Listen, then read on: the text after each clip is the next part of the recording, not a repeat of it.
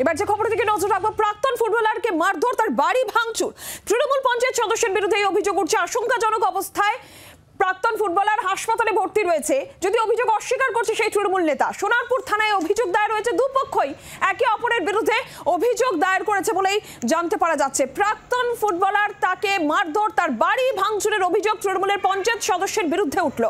ঠিক কি অভিযোগ, কি ঘটেছে? তথাগত চক্রবর্তী রয়েছেন টেলিফোন লাইনে, আরো বিস্তারিতভাবে জানাবেন। তথাগত, কি জানা যাচ্ছে? দেখো, ঘটনাটি ঘটেছে সোনারপুর 2 নম্বর গ্রাম পঞ্চায়েত, যা সোনারপুর থানা এলাকার শিকলা মধ্যে পড়ে, এবং সেখানেই বাড়ি রয়েছে ওই ফুটবলারের। এবং যেটা জানা গিয়েছে যে তার নাম বাবু দাস পোদ্দার, এবং তাকে আচমকা মারধর করা হয় এবং দলবল নিয়ে গিয়ে ওই তৃণমূলের পঞ্চায়েত সদস্য এবং তৃণমূল নেতার বিরুদ্ধে অভিযোগ যে রড এবং শাবল এইসব দিয়ে তাকে মারধর করা হয়। এবং এই ঘটনায় তিনি গুরুতর আহত। আপাতত একটি বেসরকারি হাসপাতালে তিনি চিকিৎসাধীন এবং তার আজ বেশ কিছু অপারেশন করা হবে, এমনটাই কিন্তু পরিবার সূত্রে জানা গিয়েছে। এবং এই ঘটনায় দুপক্ষই সোনারপুর থানায় অভিযোগ দায়ের করেছেন। একে অপরের বিরুদ্ধে অভিযোগ দায়ের হয়েছে এবং ওই ফুটবলারের বিরুদ্ধেও যে অভিযোগ উঠেছে, তিনি নাকি একটি বাচ্চাকে মারধর করেছিলেন, এবং যার জেরে এই ঘটনার সূত্রপাত।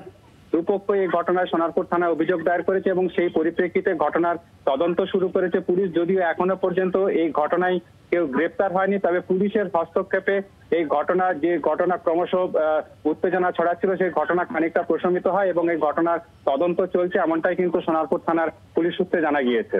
তথাগত, ধন্যবাদ।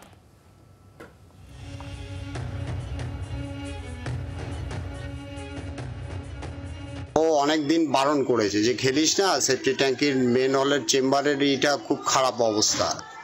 2-3 বার বারণ করে গেছে, তারপরেও খেলছিল যখন ও এসে একটা ওকে শাসনের মতোই, একটা বাচ্চা ছেলে আর কি মারবে, ওকে একটা চড় মেরেছে। এর জন্য ওর বাড়ির লোক এবং পাড়ার যে পঞ্চায়েত সদস্য নারায়ণ রায় এসে ওকে দল বল নিয়ে এসে বেধড়ক ঘরের দরজা ভেঙে প্রচুর মারে।